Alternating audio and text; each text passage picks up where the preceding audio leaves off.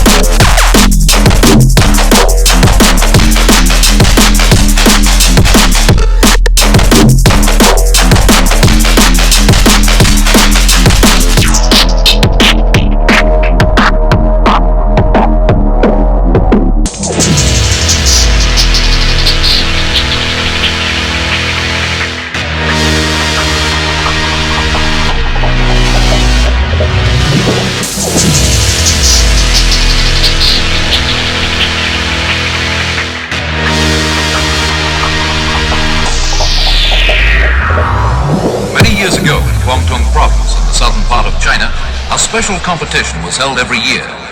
In this annual event, a number of firecrackers were hurled into the air by a small explosion. The various teams of young men entered by the local martial arts school were then trying to grab as many firecrackers as they could.